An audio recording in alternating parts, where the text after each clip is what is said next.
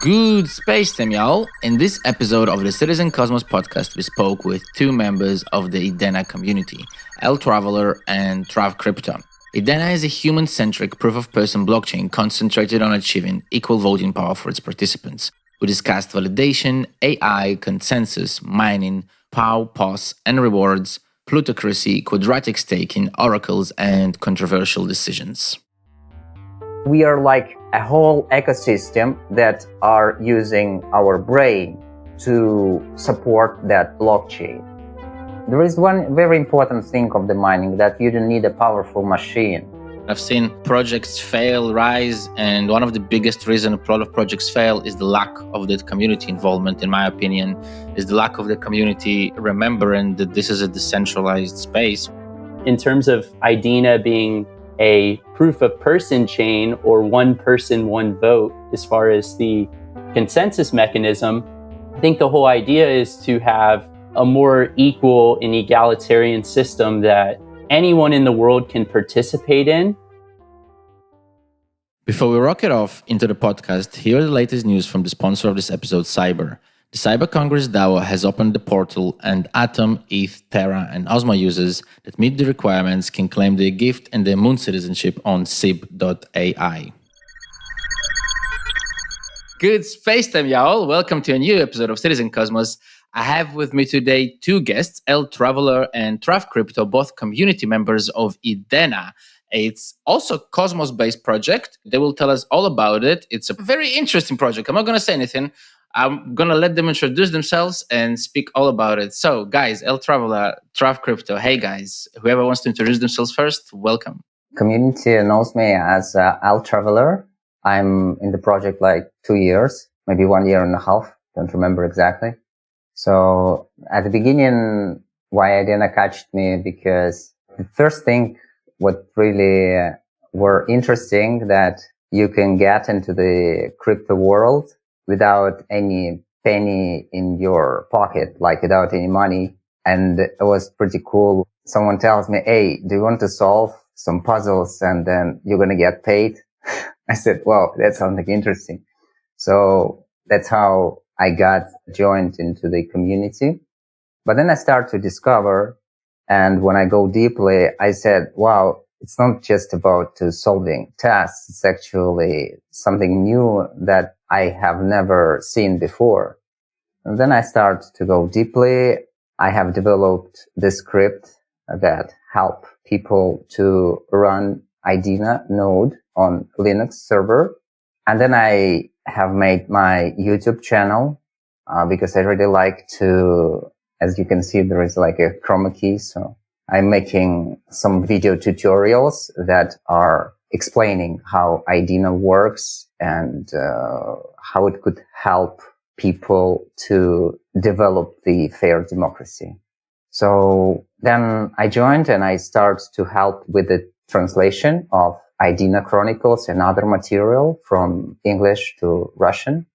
And more I feel like, yeah, that's something cool happening. Like we are building something that can make a revolution in Web3, in the future, Web3. Yeah.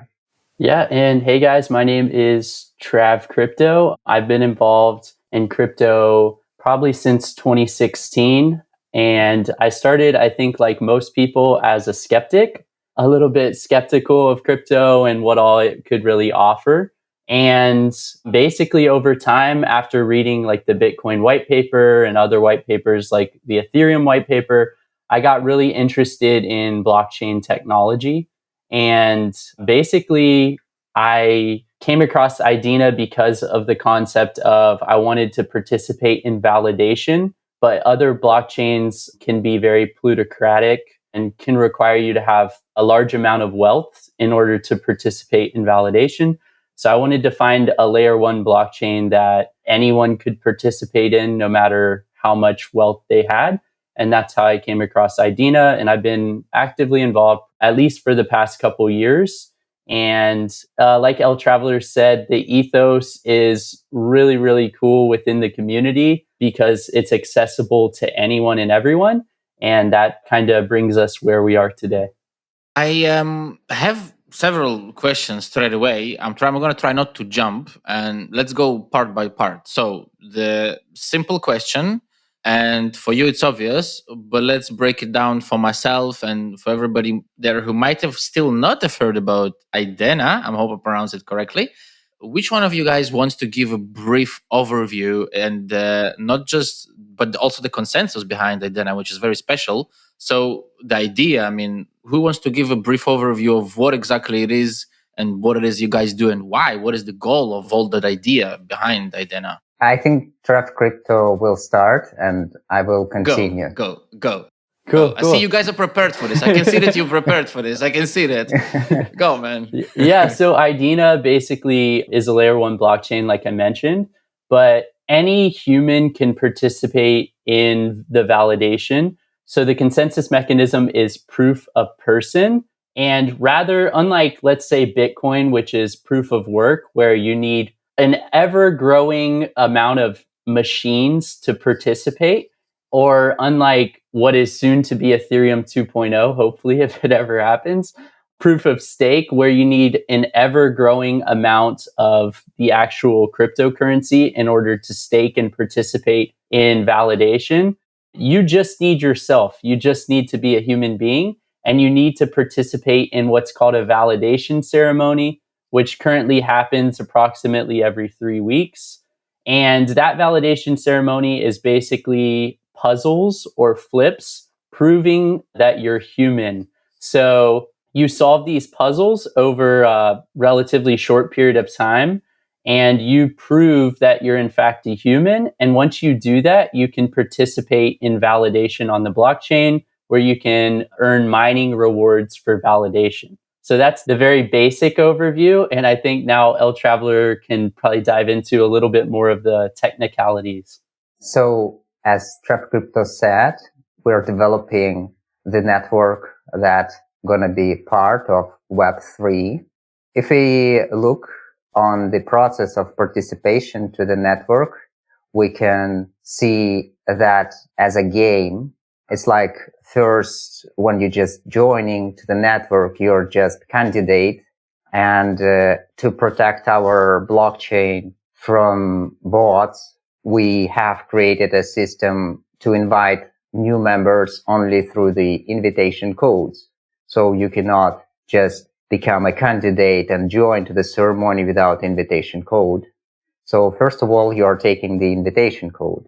Then the person who invited you, he is getting rewards for the invitation. So he is motivated to explain you everything clear and to control you, like you participate on time and you know exactly what to do. So it's like your manager, you know, who's going to control you, who's going to check everything, who's going to explain you. So the next step after the first validation, then you becoming from candidate to newbie. And then since you becoming newbie, you have some new skills that you can do. So you can start mining if you want, but the rewards that you are getting, that rewards are going to the stake. So you cannot just take money. You have to keep going. Then you're going for one more validation. You're getting like a newbie 2 level, but you're still newbie. So the money still goes to your stake. And only after third validation, you are becoming identified member, which gives you an opportunity to invest your money into the stake. Why we are making that? As I said, because we're developing a blockchain for human beings. So we have to make the ecosystem that accepts humans, but do not accept an AE or bots and so on. So I would like to tell you more about the process that a part of solving flips. The first question, what is flip? The flip is filters for intelligent people, which means that when you're solving flips, you can solve it because you are a human, but the machine cannot solve it because the way how they made it, which is a story with 4 images that has beginning and the end of the story. So we have 4 images in one column and 4 images in another column. So the images are the same, but the order only in one column can be represented as the story that has beginning at the top and the end of the bottom. So since you becoming a newbie, from candidate to newbie, then you have one more responsibility. So you have to create flips also. And this is very important. It's like people are creating flips and people are solving flips. And if we are talking about the validation ceremony, there are 2 parts.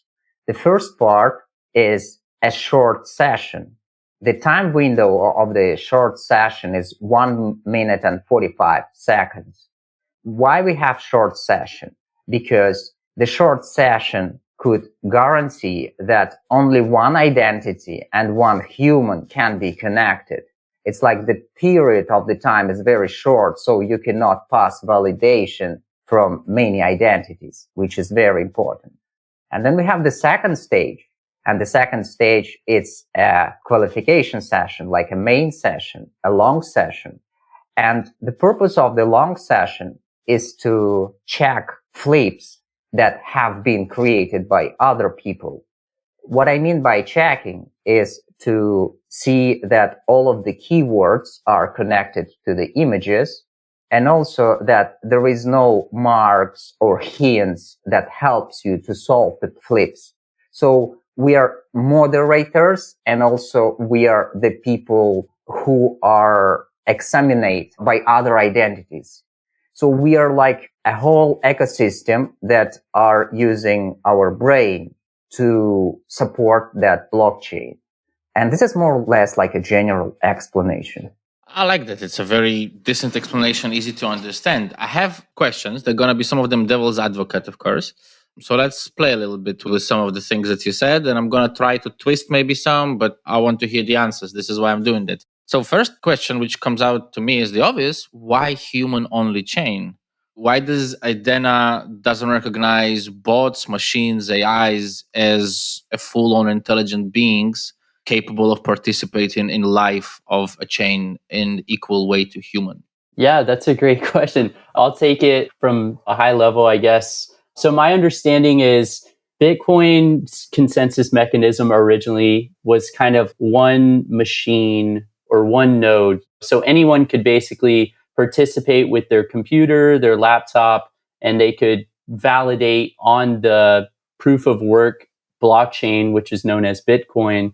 And over time, that's become more and more inherently difficult. As we can see today, there's entire like mining organizations. I actually live in Texas here in the United States. So there's Bitcoin mining farms, but I mean, they're located all over the world. And you can see how difficult that barrier to entry is for validating on this blockchain. But to answer your question, in terms of Idena being a proof of person chain or one person, one vote, as far as the consensus mechanism, I think the whole idea is to have a more equal and egalitarian system that anyone in the world can participate in. And that's currently in place with Idena, which is really cool to see because you can see people participating in the community that are actually participating in validation as well, which is can be somewhat rare in other blockchains. And also to answer your question in regards to why can't AI participate, I think technically speaking, they could participate if they were smart enough to complete the validation ceremonies, which we haven't seen to be the case so far. But I think technically speaking, if an AI were as smart as a human being, smart enough to complete these flips, as LTraveler was explaining previously, I think they very well, in fact, could participate. But there's no AI that's currently at that technical level to participate. So if I could summarize it, it's not about we don't like robots, we don't like AIs. We just think that at the current stage of the implementation, that's a test for them. If they can solve it, they can participate. That means they're smart enough for us. Is that basically what you're trying to get at, right? Right. The goal is to not have AI participate. That's the ideal. And we've been successful so far. But obviously, we hope that this validation ceremony can prevent AIs from participating in the future, which allows humans to have the power in the consensus mechanism. But we'll see. There obviously have been a lot of attempts so far, but they haven't been successful. Yeah, there is one thing that I would like to add is that there is a price for people who are going to develop that kind of system. So the developer is going to pay amount of money for someone who's going to hack the system. It's the first thing. And the second thing that we're always trying to predict that. And since the blockchain was released, it was already like 2 or 3 additional protection have been implemented. And we have to mention that, like, first of all, we call it antagonistic noise, which is kind of noise that every image has, and that protects, like when for example, Google Vision trying to check that kind of images with this antagonistic noise, the percentage of correctly recognized images are very low. Also, we have a mechanism when we are putting kind of, it's not a watermark, but it's kind of another image or another background with the low level of opacity that could be noticed, but it didn't break the general sense of the image. Also, there is one more thing that sometimes the system, when you're uploading your flips, it makes like a horizontal mirroring of the image, just in case. So all of that mechanism are making for vision system very hard to recognize images and to solve the flips. Because actually, if that system gonna exist, then the whole blockchain gonna be in trouble because it's just destroyed the whole system. I think it's a good cat and mouse game, right? To see the improvement. It's like with bank security, the hackers hack the bank security improves, and so on and so on and so forth, which is, I think, beneficial for the whole industry, really, right? What you guys are trying to do. I'm sorry that I'm interrupting, but for us, that kind of AI system that's going to solve fleets automatically, it's like a person who can print the money, and the money are the same like as the real money. That's why we are always aware of what's going on. Second question is going to be a bit unrelated to that, but something I want to clear for myself and everyone. A little bit about the proof of work and proof of stake. Can you guys clarify how exactly does it mix everything together? Where does the mining and the validation, do they meet each other? Where does one start, one end? I think I understand. I think I understand from reading the comments, but I would love to hear it from you guys and to hear like a proper clarification of where I'm wrong and where I'm not wrong. Well, first of all, when you are joining to the network, your first validation ceremony is to pass the test. And since you pass the test, then you can join to the mining. But there is one very important thing of the mining, that you don't need a powerful machine. You can use whatever computer, of course, better if it would be a virtual private server. Never mind which operation system it is. We have a node client for Linux system, Windows, and macOS. And we have, never mind from which ecosystem, like what you prefer, Windows or macOS, you can join. And since you start to mine, very important thing that the mining rewards are the same. Recently was the voting for the new hard fork. And after accepting that hard fork, the new mechanism gonna connect the rewards for your mining and the amount of coins that you have in the stake. So basically what we are trying to do is do not connect the mining process to the power of your machine. So the only thing which is important, if you join into the network, you helping the network be decentralized as more as possible. But the main part, it is your brain, that you're a human and that you can solve and create good fleets. And I think maybe TravCrypto wants to add something. Yeah, no, that was actually a great summary. I was pretty much going to say all of that same stuff myself. I just wanted to touch on a question that a lot of people typically ask as well, and it's all related to this is, well, why wouldn't I just complete the flips on 10 different computers, complete the validation ceremony with 10 different invitations, and then I could get 10 times the amount of rewards for mining. Well, the answer to that question is this validation ceremony actually takes place at the same time all around the world. So no matter where you live on planet Earth, this validation ceremony takes place all in sync all around the world. So obviously, it's impossible to be in two places at once, if you will. So each person actually has to complete this validation ceremony on their own personal device. You could do it on a mobile device, you could do it on a laptop, but you complete this validation ceremony in, as LTraveler said, 1 minute and 45 seconds, which is a relatively short amount of time to complete 6 different flips, which are these puzzles, right? You have to complete all 6 of these in 1 minute and 45 seconds. So it would be difficult to do that at the same time across 10 different machines, right? It would be very difficult. So that's how the network prevents people from having multiple identities for the consensus, right? So it really sticks to one person, one node, if you will. The next question, first of all, you mentioned plutocracy, and you mentioned at the beginning, you said that the plutocracy in Idena almost doesn't exist, and that's really cool to hear, because and a lot of the times you come to a community, and unfortunately what we see is, centralization of stake is one thing, and using that power to push opinions is one thing. But a lot of the time, it's not even that. It's just there, right? And it's really cool to see that it's community members who are coming onto the podcast to talk about the project and to explain it to other people rather than actually finding members. So the first question, why is that like that? How come it was community members that reacted? Because we did for a while. We did try for a while. We did go there, and we said, hey guys, come on, let's talk about that. Nobody knows a lot about that. We really want to learn about you. We really want to know. And I know a lot because I know people who validate Idena, but I've never really listened to anybody explain like you guys do now, properly. And this is really amazing. So the first question with kudos to you, how come it's you guys and not why you are the one to see you, right? But it's more how come none of the core members want to come on, and why is it in your opinion like that? Just from my perspective as a community member over the past couple of years, first and foremost, I think the developers of Idena are just very, very focused on the development of the blockchain. So they're the ones, technically implementing these new bug fixes and these new additions that some other community members wouldn't be able to contribute.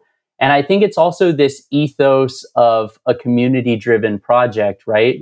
Here's 2 community members, myself and LTraveler, not to pat myself on the back, but rather to congratulate the entire community, is that the community is now representing itself, which I think is very, very unique to other blockchain projects, kind of as you mentioned. And it's really cool to see because there's this ethos not only at the consensus level of one person, one vote, and participating in these different Idena improvement proposals, like the most recent one, IIP5, where we're actually going to make a hard fork, but also at this level, right, on podcasts, the community really is organized and representing itself, which is pretty rare to see in the space. Well, Traveler, before you start, I think it's not just a pat for you on the back, it's a pat for the whole industry on the back, in my opinion. I have been in this industry for a long, long time, and I've seen projects fail, rise, and one of the biggest reasons a lot of projects fail is the lack of that community involvement, in my opinion,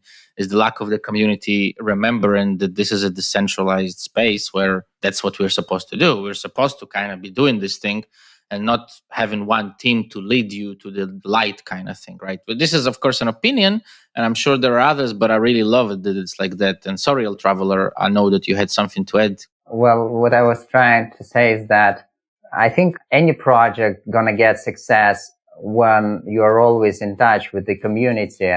And why I like Idena, because the developers actually listening what the community thinks. They are also in touch with us. They are checking discussions and so on. And most of the improvements that we have made, it was because of the community feedback. For example, we have had a hard time when we have had many really bad flips. And we start to tell to the developers, hey, we have to do something with that because it's just a garbage. It couldn't be like that.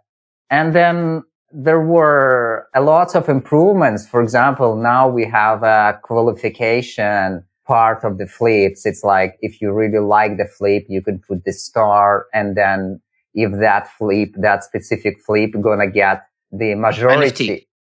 No, the majority I'm joking. I was joking. from the committee where that flip came. Then the person who created that cool flip, gonna be rewarded. And also now, for example, we have a filtration mechanism. So you can approve flip, you can decline flip, or if you do not have more reports, you can leave the flip as it is without any mark. So that means that someone else from the committee where that flip goes to be examined from other identities. If the flip is bad, it's going to be marked as bad flip from someone else. And step by step, people learning how to make good flips and how to report bad flips. So we're always in touch. Of course, we do not know each other in face, but we're always talking. We're always getting a feedback. There are always brainstorming. For example, about IIP5, there were a lot of discussions. And then finally, everything was integrated into the perfect, wonderful solution. How to make solo miners, how to make them to run independent node. Because we have like a huge pools and we want to be a network more decentralized. So we have created a system how make people to run their independent node to start mining by themselves. And this is something unique that are happening in our community. And I really love that. Nobody wants to listen like all of the technical things and so on. Like most of the people wants to see like, hey, what is that? What is the benefits and how we can participate and so on. And the best people who could explain that is just the community members. Just to touch on that real quick too, I think in other blockchains, if you take the total community, the percentage of those community members actually participating in the validation is relatively small. Whereas Idena, it's actually a very large proportion of the community. So they have more incentive to participate in these proposals and these changes, and it's actually going to affect the rewards that they get. So I think that incentivizes a lot of involvement within the community, and it creates this environment where these proposals, there's really a lot of activity, and it's cool to see all of the community proposals that people make. By the way, about proposals, and I hope I pronounced it correctly, IIP5, it's about quadratic staking. Can you guys go into that? I mean, I have read obviously before I came up when I was preparing myself for the podcast, but I think everyone would love to hear that. It's a really pretty interesting solution. Does any of you want to explain what exactly it is and why you guys think it will help? LTraveler, do you want to maybe give like a brief summary of IIP4 and how that was implemented, and then how that influenced the creation of IIP5? So let's go back to the IIP4, where we introducing the quadratic staking. So in the proof of stake systems, we always have a problem. If you have a huge stake, you're actually getting way more benefits in compare of people who have a small stake. The solution which we integrated in Idena blockchain is to make kind of coefficient, which we call like quadratic coefficient, which gonna make the process of getting rewards for the staking in the way, like if your stake is small, you are getting more rewards, the percentage of rewards out of your stake. Then more your stake, then less the percentage out of stake you are getting. So that's how we making a new members with a small stake, for example, to earn rewards. And also how we are making a people with a huge stake also earn, but with not a huge gap between people with a small stake and people with a large stake. And that IIP applied to validation ceremonies, right? So the rewards that these community members would get from validation ceremonies. But then with IIP 5, the changes were, you can continue, LTraveler. Yes, with IIP 5, we are getting a new idea that how to connect the stake and the mining rewards. So the more coins you are putting into the stake, the more rewards that you are getting from the mining process. Okay, let's go back. Like, how was before? Before, we have had a huge cake of all rewards for mining. And then we just spread all of that pie proportionally to each of the mining member. So it was like each of the mining member get the same part of the rewards.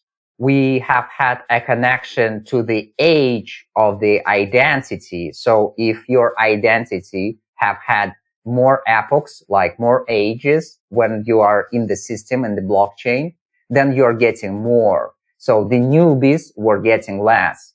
But it wasn't fair because someone came to the community 2 years ago and someone just now. So the people with more epochs in the blockchain, they're going to earn always more than the newbie members. And the older the blockchain, the more this gap is going to be. So we completely changed the rule.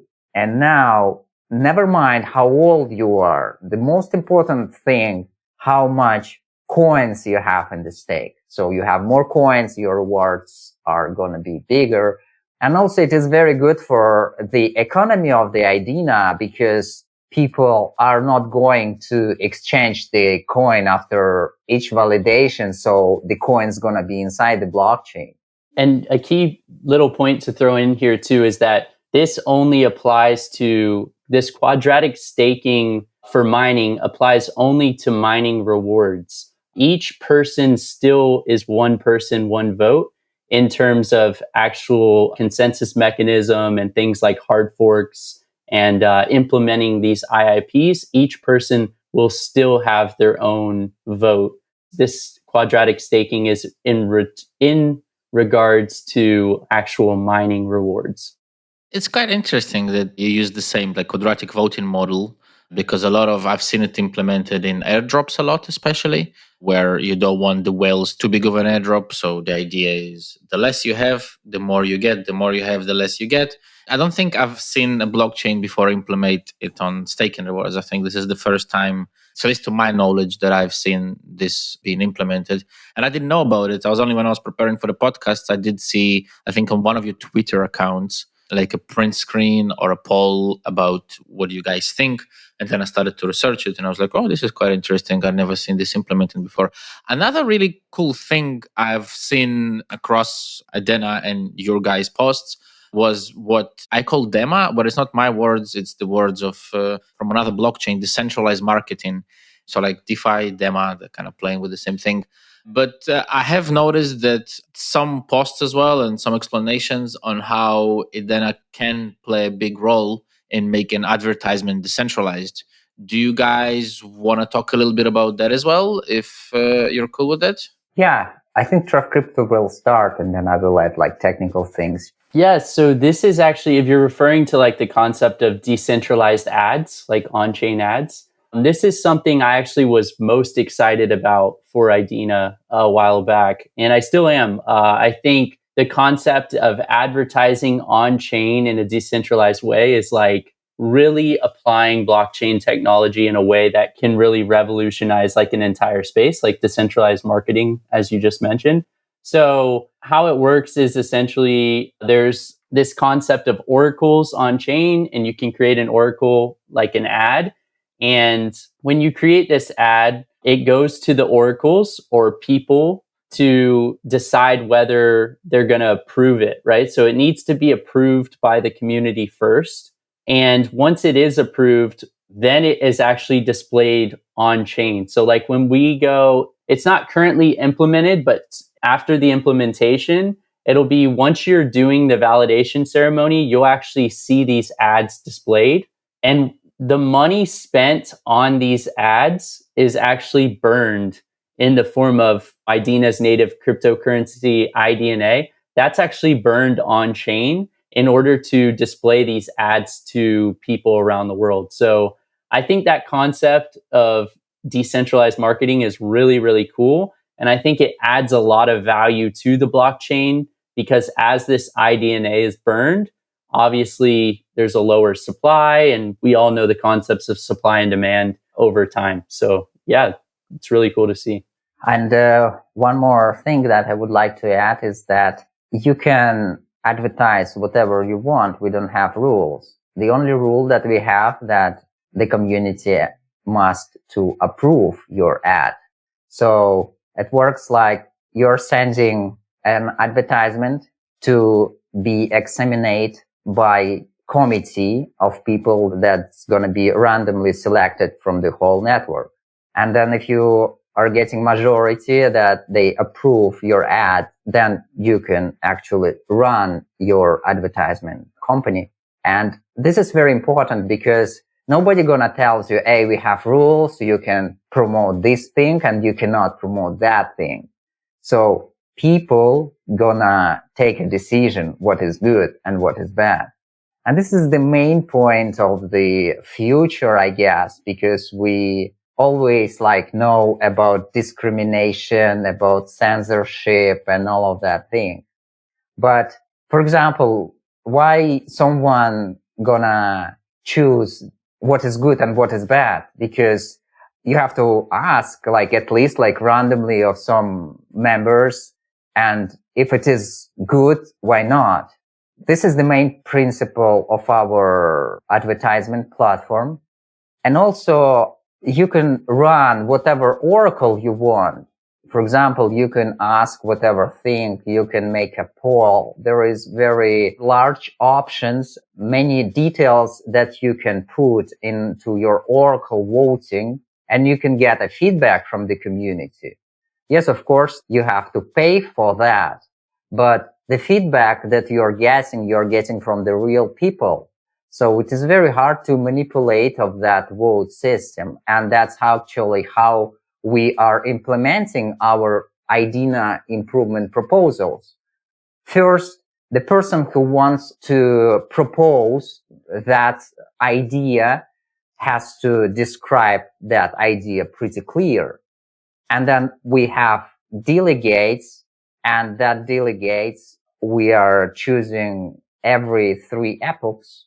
And then if the delegates gonna approve the program, then the program goes to the oracle vote part, where everyone from the community is supposed to put his yes vote or his no vote. And this is very important. It's everyone can propose something. Even now we have a community wallet, community foundation. So if you, for example, you're a developer, you want to develop something new, you have to prepare the paper, you have to get the majority of votes from 5 delegates that we are selecting every 3 epochs. And then if you're going to get that majority, then that paper gonna be put it into the oracle voting. And then if the people gonna say yes, then you're gonna get the foundation for your project or for your implementation and so on. And actually recently we implement community foundation to translate Idena Chronicles into 3 languages. And it was implemented in that new mechanism, which is very, very good because the community take a decision what is good for us and what is bad. What has been the most controversial, out of memory decision that the community made? They said yes or no, and it was super controversial in your opinion. Well, I'll touch on 2 things real quick. One, oracles can be as controversial as you want them to be. Give me an example of something you remember, which was oh my God, what the hell? In terms of oracles, I mean, you could ask any question that you possibly want, whether it's politically, whether it's opinion.